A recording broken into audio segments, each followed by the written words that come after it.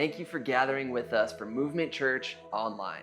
We are thrilled to spend this time together, seeking God and experiencing His presence together from our place to yours. Psalm 16 verse 11 says, "You have shown me the way of life, and you fill me with the joy of your presence." I encourage you as you watch to push past any distractions and seek to find the joy of God's presence.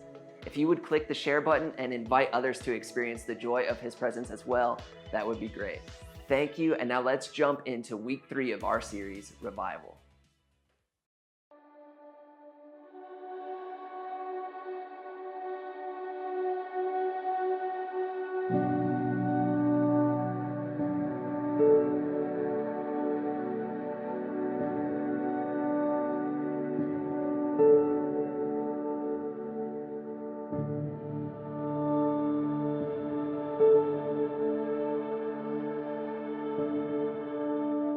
All right, well, we are here in week 3 of Revival, and here's what we're saying. Revival is not an event. Revival is a person. That revival is not something we go to. Revival is something that we experience personally. Revival is something that happens every time someone meets Jesus, every time we meet Jesus and allow Jesus to raise to life what is dead inside of us, the things that we have allowed to die inside of us, that every time a person encounters Jesus, meets Jesus, sees Jesus for who He really is, we see Jesus and we allow Him to raise to life the things that are dead to us. That is revival. And so we're looking at the stories in the New Testament, in the Gospels, where Jesus physically raised people from the dead, to see some examples, because there are some important truths within these stories that help us understand how Jesus meets us and how Jesus encounters us, so that we can experience the revival and the life-bringing power that Jesus has for us. And so today is the final story where Jesus physically raised someone else from the dead. Next week, we're going to actually look at the resurrection of Jesus, because, hey, if we can have Christmas in July, we can have Easter in August. It is 2020, y'all. The calendar does not matter. And so today, as we talk, I want us to keep one word in mind as we talk throughout the entire morning. And I want you to keep one word in your mind, in the back of your mind, as we look through this entire story, because this is the word that's present throughout this entire story. And it's something that's present in all of our lives. It's the word pain. Can we actually all say that together on the count of 3? This isn't like a fun word to say, so you don't need to like shout this in your living room. But on the count of 3, can we all just say pain? Ready? 1, 2, 3, pain. Yeah, let me talk real quickly about pain, because there are some truths about pain that help us set the table for what we're going to talk about today. Some pain is physical. Some pain is physical. Some pain is physical. You break your hand, you sprain your ankle, you get in a car accident and you need some physical therapy, you come down with a bad cold, it's physical pain.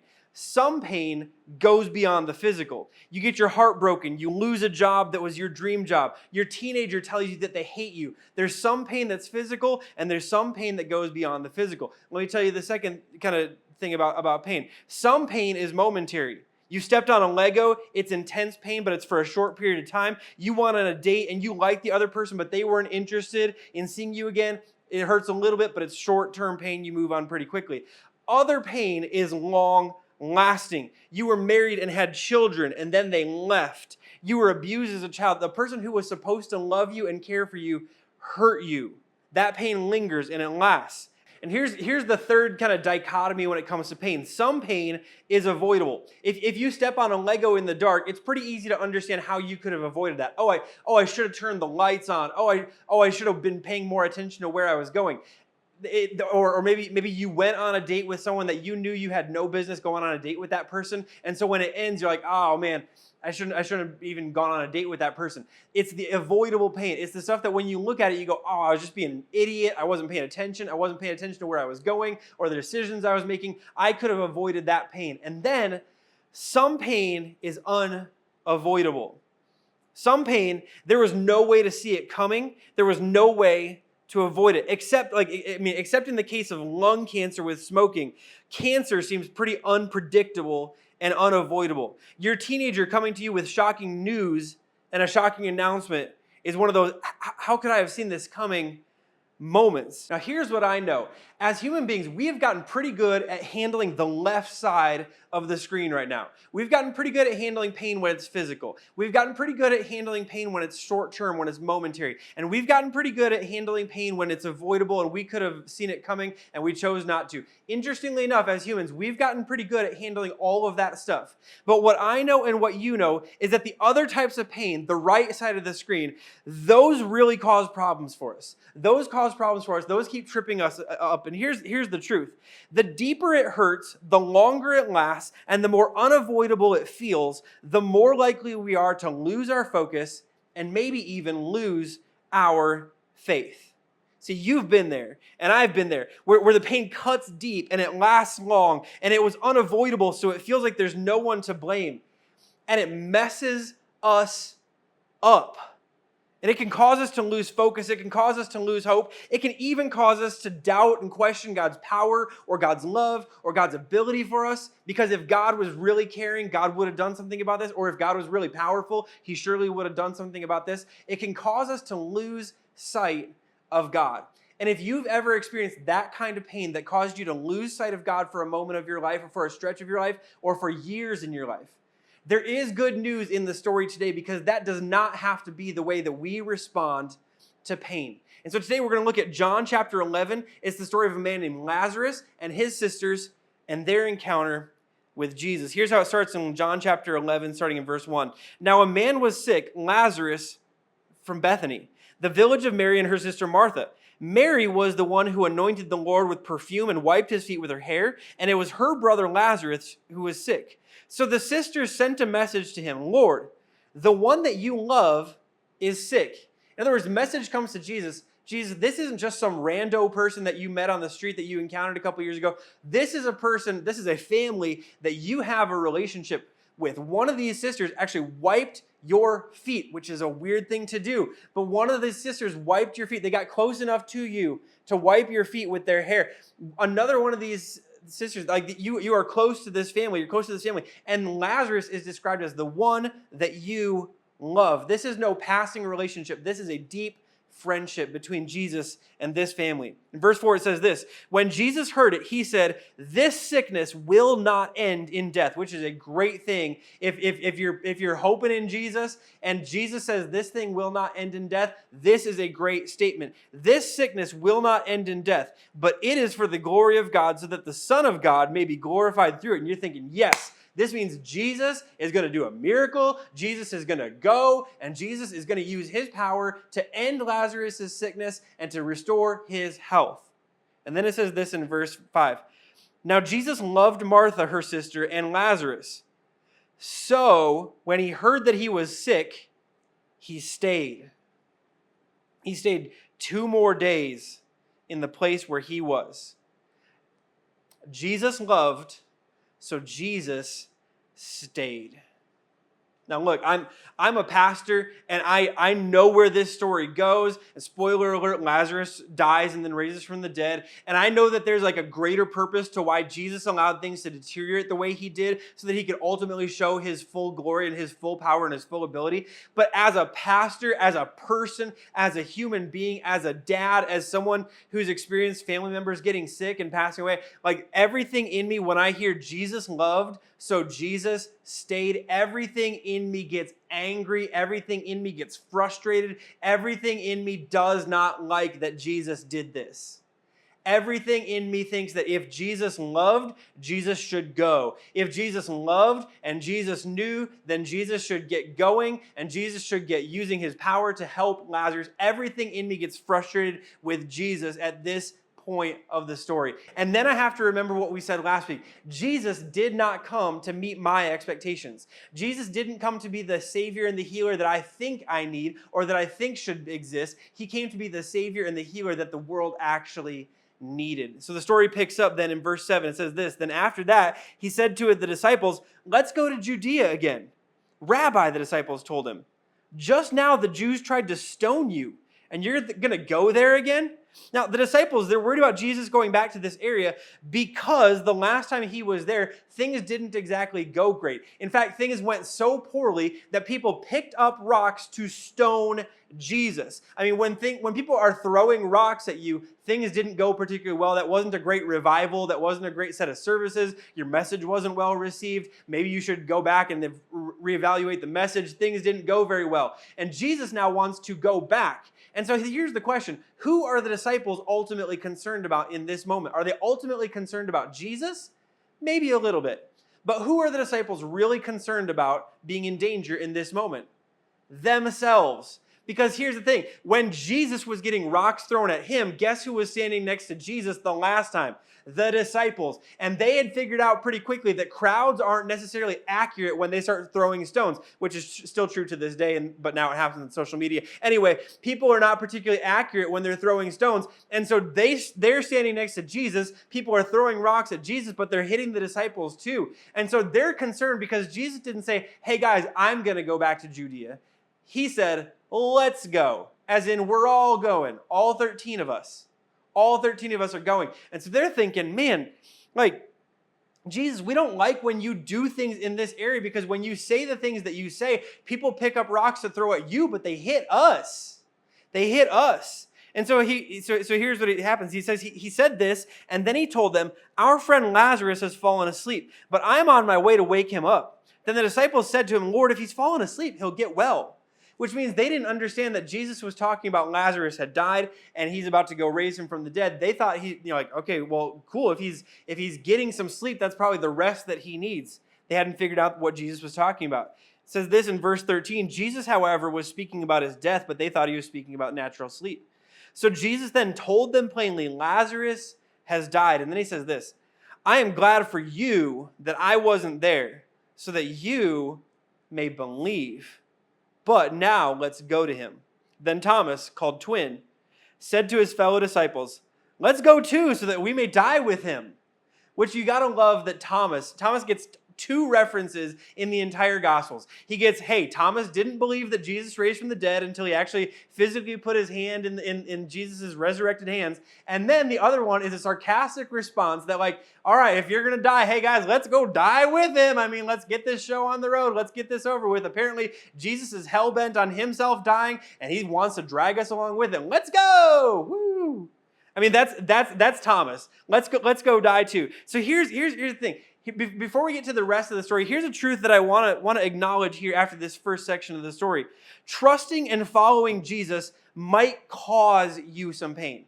In the context of our discussion of pain today, this is important to understand that trusting and following Jesus might actually cause you some pain. See, I would love it as a pastor if I could stand up and get in front of a camera or get in front of an audience and be like, hey guys, I just want to let you know, like, follow Jesus because Jesus will handle all the pain of life for you. You will live a pain-free life, a carefree life. Your money will never get tight. Your children will never tell you that they're mad at you. They'll never yell at you. They'll never scream at you. They'll never be fussy at a meal. Life will go perfectly for you. You'll never struggle in school. You'll go on one date in your entire life and you will fall in love with that person and marry them and you'll never have any trouble in your marriage.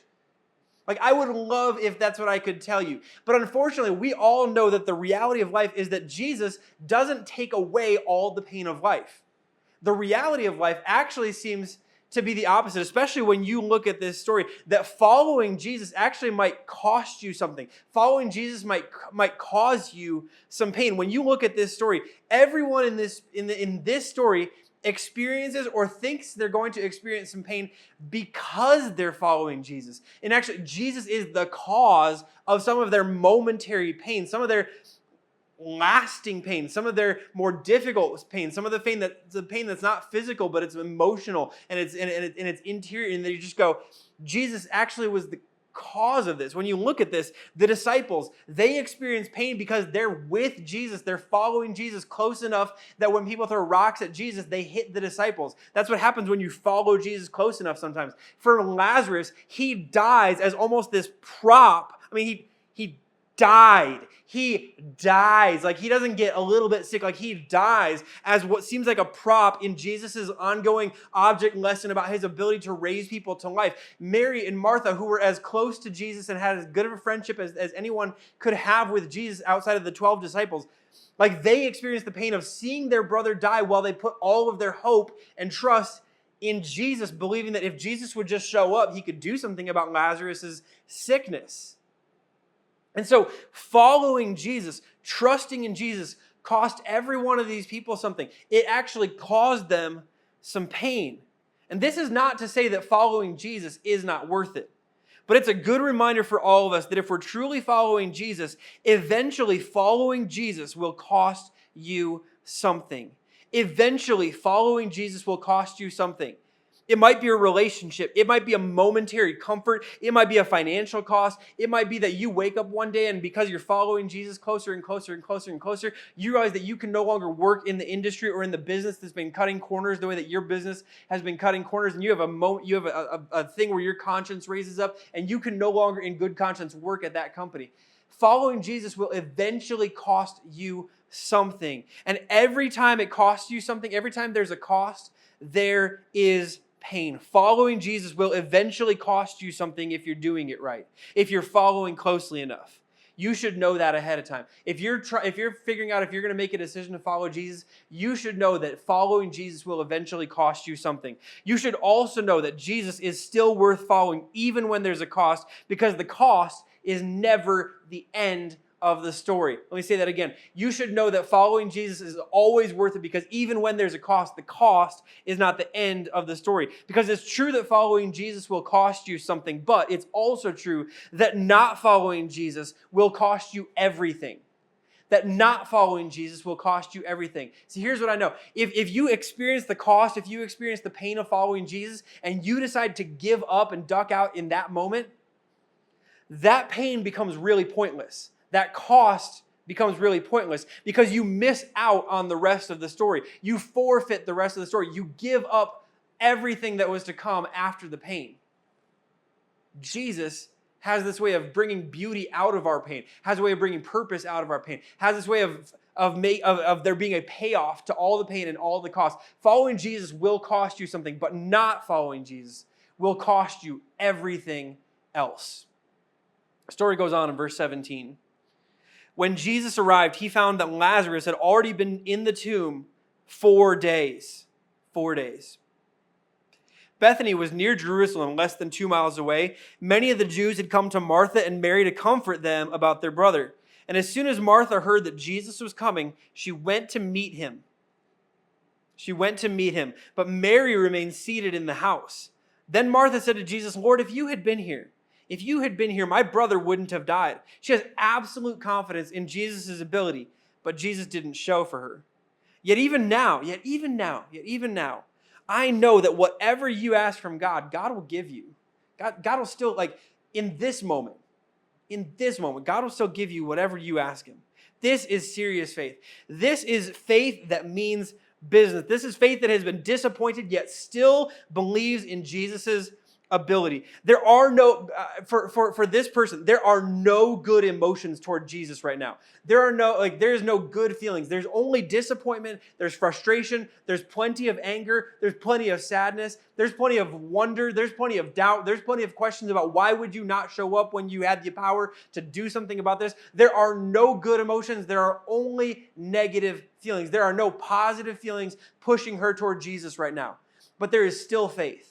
There is still faith. And after I preached this on this passage a little bit in our Easter message, I wrote something down that I didn't include in the Easter message, and I didn't know why I wrote it down at that point, but I think I wrote it down because I was meant to talk about it at this point. See, what faith is, faith exists for the moments that feelings don't. In your relationship with God, there will be some moments where you have all the good feelings, where all your prayers are answered and all your relationships are wonderful and all your relationships are going well and everything is going fine and your work is great and your school is great and all your kids are doing wonderfully and all your health is fine. There are moments where it's really easy to feel great towards God because God has blessed you and answered all of your prayers and done wonderful things for you. And then we all know that there are moments where the opposite of all that is true. None of your prayers are getting answered. All of your relationships seem to be difficult. Everything that at work seems to be harder than it should be. Everything at school seems to be harder than it should be. Nothing is going right and nothing is going well. And in those moments, the feelings are not there, but your faith still can be. There are no feelings, but there is still faith. And these are the moments where our faith is truly tested, whether our faith is real or whether or not we've just followed God because of our feelings. And in this moment, we still have the choice to believe, just like this woman did. And in those moments, here's the thing. Faith is the choice that even if God hasn't, it doesn't mean he can't. Faith is the choice that even if God hasn't, it doesn't mean he can't. That just because he hasn't doesn't mean he doesn't have the power to. That just because he hasn't yet doesn't mean he is not going to. Story picks up in verse 23. Your brother will rise again, Jesus told her. Martha said to him, yeah, I know that he'll rise again in the resurrection at the last day. Jesus then said to her, I am the resurrection and the life. I am the resurrection and the life. The one who believes in me, even if he dies, will live. Everyone who loves and believes in me will never die. Do you believe this? Do you believe that I am the resurrection and the life? Yes, Lord, she told him. I believe that you're the Messiah, the Son of God, who comes into this world. Having said this, she went back and called her sister Mary, saying in private, the teacher is here and is calling for you. As soon as Mary heard this, she got up quickly and she went to him. And as soon as Mary came to where Jesus was and saw him, she fell at his feet and told him, Lord, if you had been here, my brother would not have died. Same statement. If you had been here, my brother wouldn't have died. See, Martha does something really smart, and eventually Mary follows. This is really interesting. You got two sisters. One that runs to Jesus immediately, one that holds back a little bit, one that's still so upset at Jesus that when they hear that Jesus is there, they can't run out to meet Jesus yet. But eventually she goes to Jesus. And when they get to Jesus, they both do something brilliant. They bring all of their emotions to Jesus. They go to Jesus with everything that they're feeling and everything that they have felt. They've got some blame to dish out. They've got some frustrations. They've got some disappointments. They've got some anger. They've got plenty of sadness. They've got questions and they've got doubt. And instead of allowing those things to cause distance between themselves and Jesus, they carry it all to Jesus. They take it all to Jesus. Their example is something that we should follow, to bring every bit of our emotion to Jesus, to bring every bit of our emotion to Jesus. See, so many of us, we let our emotions cause us to wander and drift away from Jesus. We allow our doubts and our frustrations and our questions and our unmet expectations to cause us to drift and to pull back and to lean back. But what they did was so brilliant. That they instead of drifting and wandering and leaning back and leaning back and leaning back and pulling back, they leaned in. When you wander and when you drift away, all you're left with is questions. But when you bring your emotions and your doubts and your questions to Jesus, you allow Jesus to have an answer and you allow Jesus to be the answer for every bit of frustration, every bit of doubt, every question that you have. And Jesus does not slam them. He doesn't say, hey, I'm Jesus. You don't question me. You don't question me. You don't question the Son of God. He allows them to beat on his chest, to cry on his shoulder, to lay all of the blame at his feet. And this is good. This is good news. For some of you, you were told that you couldn't be a good Christian and feel what you were feeling towards God, that you couldn't doubt God and be a good Christian, that you couldn't be angry towards God and be a good Christian. This is good news for you. Your revival might begin by bringing your emotion to Jesus, not letting it take you away from him. This is your invitation back. If you walked away because someone told you that you couldn't feel what you were feeling and be a good Christian, this is your invitation back. This is your invitation into a relationship with God that's full of emotions, where you can bring it all to Jesus and he will never turn you away because of it. He'll welcome you with open arms to experience everything that life has to offer. Verse 33 says this, when Jesus saw her crying and the Jews who had come with her crying, he was deeply moved in his spirit and troubled. Where have you put him? He asked. Lord, they told him, come and see. And then Jesus wept. This is the shortest verse in the Bible. It's also one of the most meaningful. See, Jesus feels what we feel. And I'm not going to say a whole lot else about this. I think this statement stands for itself. Jesus is able to meet us where we are because he has been there too. Jesus is able to meet us where we are because he has been there too. Verse 36 tells us this. So the Jews said, see how he loved him? But some of them said, couldn't the one who opened the blind man's eyes also have kept this man from dying? Then Jesus, deeply moved again, came to the tomb. It was a cave and a stone was lying against it. Remove the stone, Jesus said. Martha, the dead man's sister, told him, and this is one of the funniest verses, one of the funniest things that's ever said in the Bible. Martha, the dead man's sister, told him, Lord, there is already a stench because he has been dead for 4 days. Now, first of all, the King James Bible actually says this in the best way possible. Here's what it says in the King James Bible. Lord, by this time he stinketh. Lord, by this time he stinketh. And I imagine Jesus was like, okay. Well, I was going to bring your brother back from the dead, but if you think he's going to stink, maybe I won't. Oh, I'm like, or like, hey, you know what, Martha? Like, look, you lived with him through adolescence, and back when he was middle school, he stinketh then too. Okay, you could deal with it then. You can deal with the smell now. Like, just imagine this. Imagine this whole thing happening. Like, Jesus starts acting like, okay, all right. You guys have faith in me that I can still do this? Like, you have faith that anything I ask for, even now, God will do for me. And I want to go open the tomb up and see your brother. And I'm acting like, hey, I'm the resurrection and the life. Like, I kind of gave you a hat tip that I didn't just want to go see him. I'm not worried about smell on a dead person. Like, I'm like talking about raising your brother from the dead. Like, this isn't a drill. This is like the real deal. And Martha goes, but Lord, there's going to be a smell. There's going to be a smell. I mean, like, Jesus is so focused, and like, this person's like, but there's going to be a smell. Have you thought about how messy this is? And this unfortunately reveals something that is far too true in far too many Christians. That we act like we want Jesus to do what only Jesus can do to save and to heal and to restore, but we don't want to deal with any of the messiness of the people that Jesus wants to save and to heal and restore. This happens in conversations like this. It happens in conversations where people say, well, it's great that they came to church, but have you seen their Instagram stories? Well, it's great that they showed up at church on a Sunday, but do you know what? And do you know who they were with on Friday? It's great that they showed up at church, but do you know that they're a Democrat, right?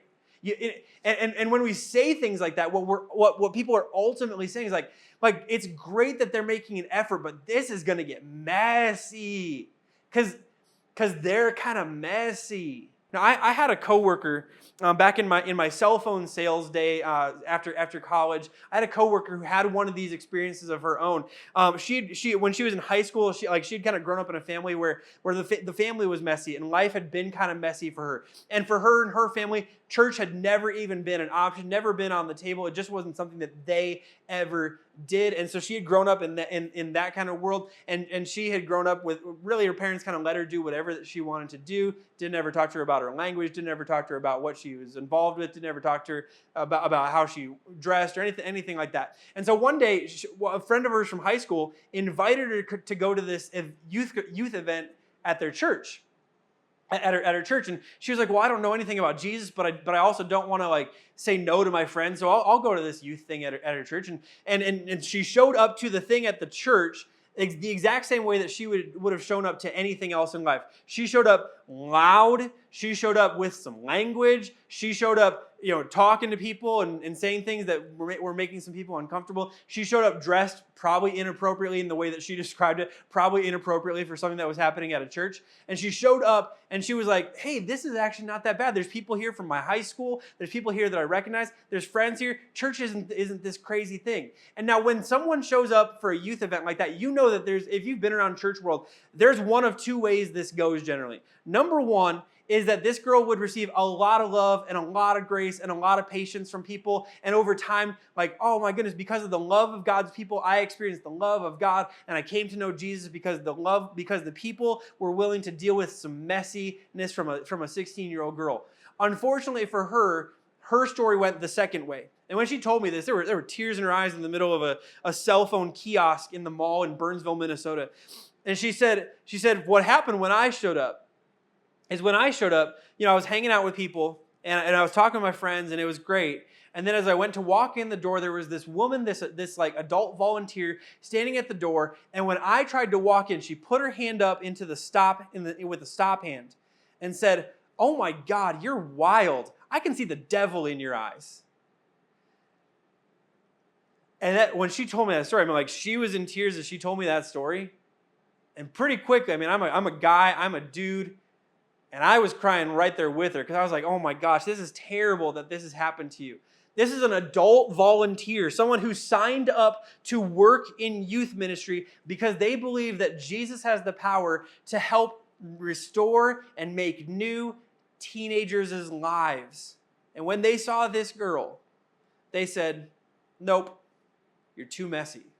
Now let's be honest, some of you have had a you're too messy moment where you looked too rough, or you talked too rough, or you had been too promiscuous, or you told jokes that made people uncomfortable, and you were too messy to believe that Jesus could do anything about you. For the people who saw you, they went, I just don't know. They're too messy. And there's some good news here. If you have ever had a you're too messy moment, I want you to hear this loud and clear. That was not Jesus, that was human failure. Because Jesus moves toward the mess, always. Jesus was not concerned about the smell of a dead man in a grave, and Jesus is not ultimately concerned with all the stuff that people have pushed away in you. Jesus is not turned away because of that. Jesus actually comes close because of that. Jesus always moves toward the mess, which is good news because as humans, every single one of us has some mess to deal with. Your mess may not be as big as someone else's mess. Your mess may be way bigger than someone else's. It does not matter to Jesus. Jesus always moves towards the mess, which means Jesus will move close to you. Story goes on in verse 40. Jesus said to her, didn't I tell you that if you believed, you would see the glory of God? So they removed the stone. Then Jesus raised his eyes and said, Father, I thank you that you heard me. I know that you always hear me, but because of the crowd standing here, I said this so that they may believe that you sent me. In other words, hey God, hey Dad, let's finally pull all this stuff off. People have been waiting for days and for days and for hours and hours and hours. Let's get the show on the road. People, I'm just talking to you right now so that people will know that the power that I'm about to display, it's not all about me. It ultimately came from you. So let's get this show on the road. And then he says in verse 43, after he said this, he shouted with a loud voice, Lazarus, come out. The dead man came out bound hand and foot with linen strips and with his face wrapped in a cloth. Jesus said to them, unwrap him and let him go. Quick reminder here at the end of this story. I mean, this amazing story. Jesus raises a dead man. But it almost seems like that's kind of like duh, that was bound to happen, right? It's Jesus. But there's a quick reminder here. When Jesus raises the dead in you, there might still be some unwrapping to do. You are alive, but you may still have some remnants on you from when you were dead. Jesus' life is in you, but you may still have some dead on you and some dead around you. And this is why this is important. If you don't take care of the dead on you and around you, you can waste the life that Jesus places in you. So let Jesus take off the stuff that needs to be removed from your life. Allow godly people to speak into your life about the things that need to be removed so that you can experience only the good that God has for you through Jesus. So, what does this story show us about pain and especially about revival? What does it show us about that? See, we've been saying this for a few weeks that only Jesus has the power to raise the dead to life. And here's kind of an additional thing to how he does that. Only Jesus has the power to bring purpose out of pain. Only Jesus has the power to bring purpose out of pain. Only Jesus has the ability to take the painful moments, the painful seasons, the painful months, the painful years of your life. Those things that all form this right side of the screen. The long-lasting pain. The pain that's not just physical, but it's emotional. It's mental. It's long-lasting. We carry the scars in our mind. We carry the scars in our body. It goes beyond the physical. It hurts us and it affects us in different ways. To take all of that, only Jesus has the power to take that pain and all of the pain that you've felt and all the pain that you're experiencing right in this moment. Only Jesus has the power to turn pain into purpose. Only Jesus has the power to bring purpose out of pain. And so how does he do that? What does it require of us? There's three things I think it requires out of us that we see in this story. Number one, seeing the purpose requires patience. See, we don't know how long Lazarus was sick. We know how long he was dead. At least 4 days, which is far longer than anyone wanted. And here's what I know. Seeing the purpose come out of your pain will take longer than you want. longer than you're comfortable with. And when it takes longer than you want, you will be tempted to shortcut the process. You'll be tempted to duck out. You'll be tempted to dip out because it's taking too long. And when you're tempted to dip out because it's taking too long, let me just say one thing to you. Stay anyway. You don't see purpose in your time, you see it in God's time. You don't see purpose in your time, you see it in Jesus' time. Seeing the purpose requires patience. Number 2, seeing the purpose requires passing it on. See, last week we said something that when God does something for you, it's not only for you. This is actually kind of the same thing. When God brings you through something, when God walks you through something, when you have experienced some of the pain of life, it's not only so that you can learn something about God through that. It's so that ultimately you can turn around and take that experience and share what you've learned with someone else who will someday walk through something similar.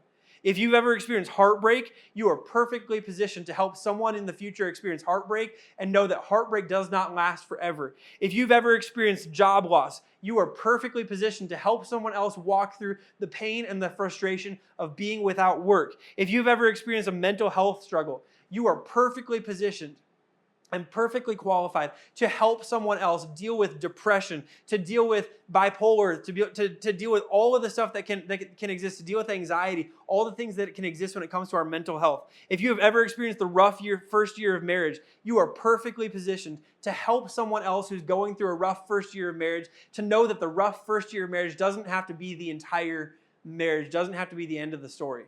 If you've experienced something, you are perfectly positioned to pass along what you've learned about God and what you've seen about God. And sometimes only in passing it on will you experience the purpose and feel like God did something good out of your pain. And the third thing is this: seeing the purpose requires bringing your pain to Jesus. I mean, that's really the whole thing, right? It's like the whole thing. That if Jesus is the only person who can bring purpose out of our pain, why would we go anywhere else, right? But here's what you would know. It seems like we should know this. It seems like we should know this. It seems like we should naturally do this. But so often we turn to other places and to other people looking for them to do what only Jesus can do. So let me just say this as lovingly but as clearly as possible. As much as your aunt loves you, your aunt ain't Jesus. As much as your coworkers mean to you and as wise as they seem, your coworkers are not Jesus. So they can't do for you what only Jesus can do for you. As much as your spouse means to you, and as great as they are, your spouse is not Jesus. And so they can never do for you what only Jesus can do for you. Only Jesus can bring purpose from our pain. So let's bring it all to Jesus. All of it. All of the pain, all the doubt, all the worries, all the frustration, all the sadness, all the questions. Let's bring all of it to Jesus. And watch as he raises the dead to life in you. That's where your revival begins today. Let me pray for you.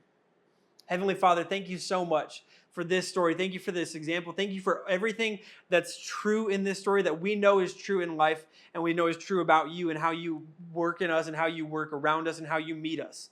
God, thank you that you meet us in our pain. Thank you that you can meet us where we are because you have been there too. Thank you that Jesus walked as one of us and felt everything that we feel. God, today I simply pray that we would trust you to bring purpose out of our pain. God, we know life comes with so much pain, and you know that life comes with so much pain.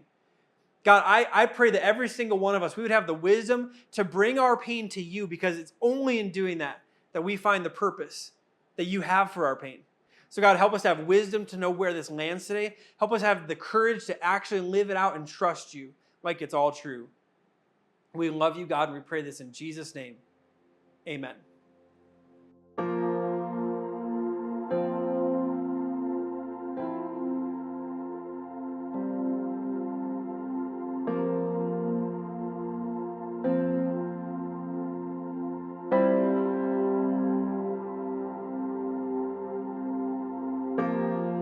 Peace like a river wash over me.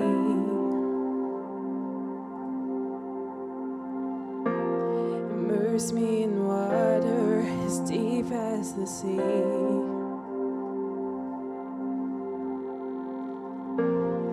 Hide me in love, your healing embrace. Peace like a river wash over me. as I worship your majesty. I worship your holy name. Jesus, my everything. All that I am is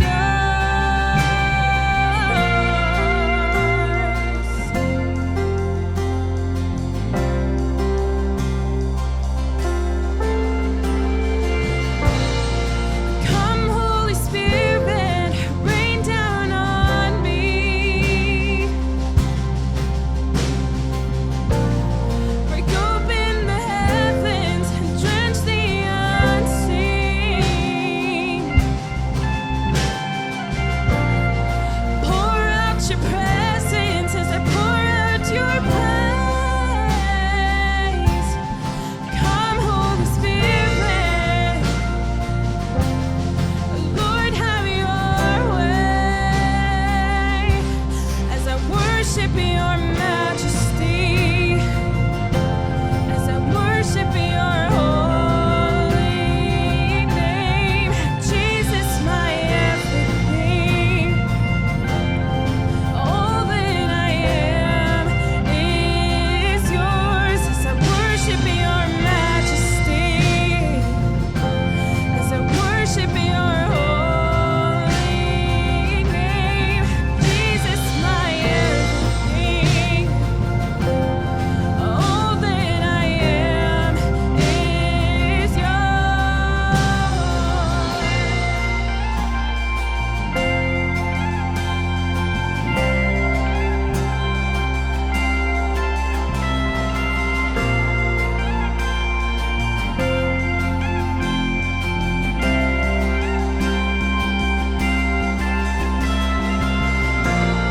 Open the heavens, swing wide the gates, flood every heart with mercy. Pour out your presence, inhabit our praise as we cry, holy, holy. Open the heavens, swing wide the gates, flood every heart with mercy. Pour out your presence, inhabit our praise as we cry, holy, holy. Open the heavens, swing wide the gates, flood every heart with mercy. Pour out your presence, inhabit our praise as we cry, holy, holy. Open the heavens, swing wide the gates, and flood every heart with mercy. Pour out your presence, inhabit our praise as we cry, holy, holy. Oh, oh, as we cry, holy, holy.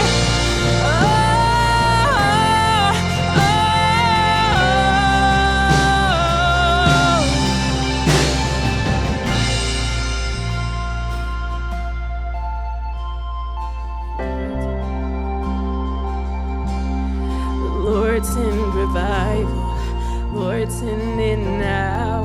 The move of your spirit, heaven break out. Come now in power, cover this land like you've done it before. Would you do it again?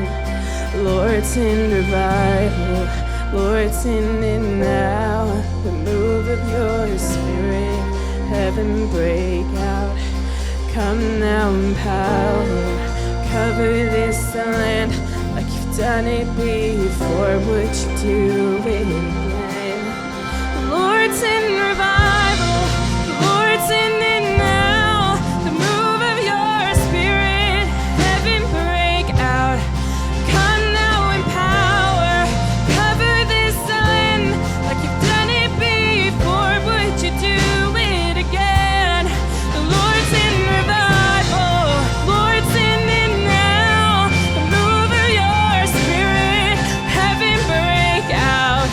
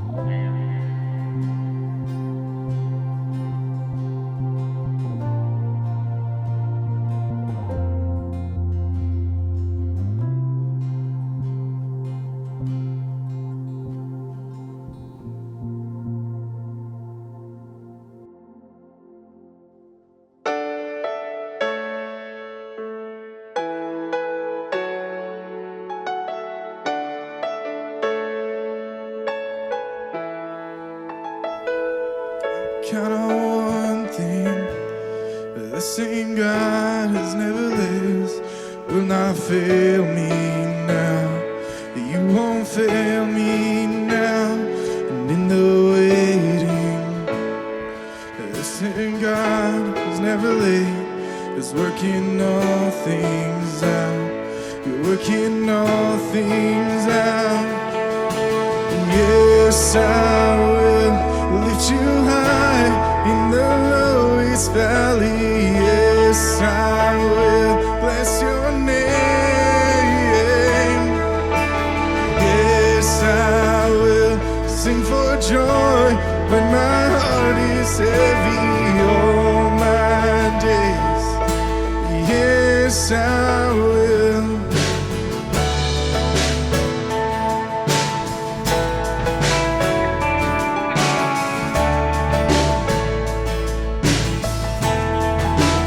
'Cause I count on one thing. It's the same God that never fails, will not fail me now.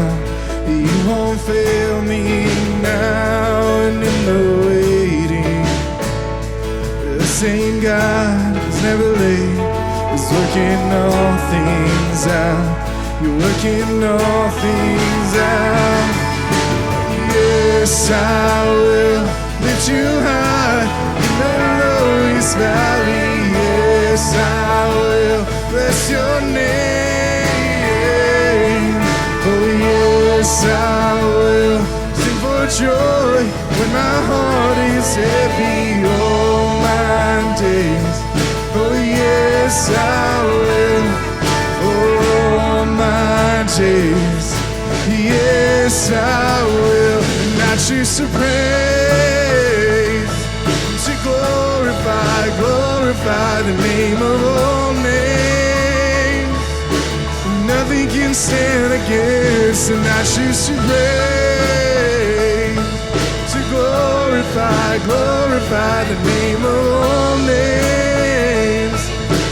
Nothing can stand against, and I choose to praise, to glorify the name of all names. Nothing can stand against, and I choose to praise, to glorify the name of all names. Nothing can stand against.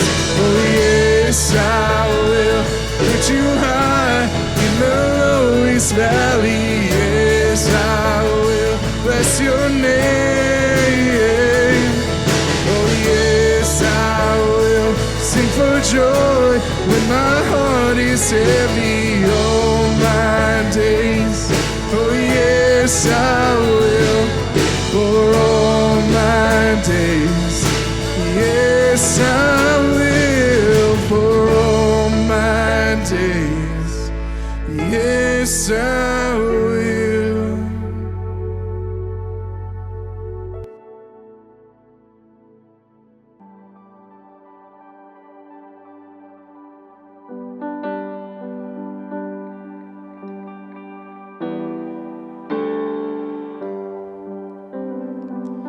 Who am I that the highest king would welcome me?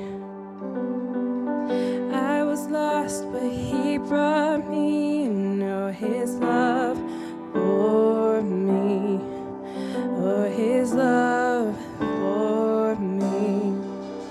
Who the Son sets free, oh, is free indeed. I'm a child of God, yes I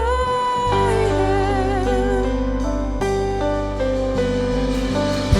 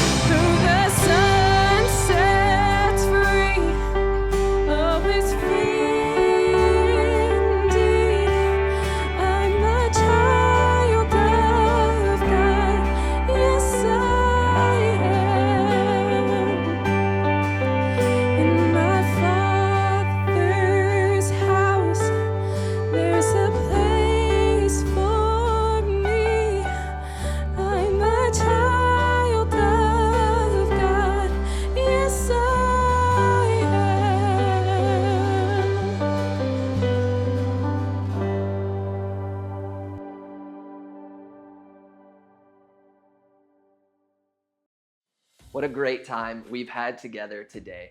Thank you for joining in. Before you go and enjoy the rest of your day, we have a few reminders for you. As always, our Movement Kids and Little Movers experiences are live right now for you and your children to experience together. They are available on both YouTube and Facebook right now. Also, if you're watching today and have a need, whatever it is, we would love for you to reach out to us. You're welcome to message us on Facebook, you can call us, or you can shoot us an email so that we might be able to help in any way that we can. Lastly, we want to give you the opportunity to practice generosity. If you would like to give financially, you can do so by texting the number on the screen, or you can always give online at our website, mvmnt.church. Thank you for your generosity. Thank you for being with us today, and we hope you have a great rest of your day.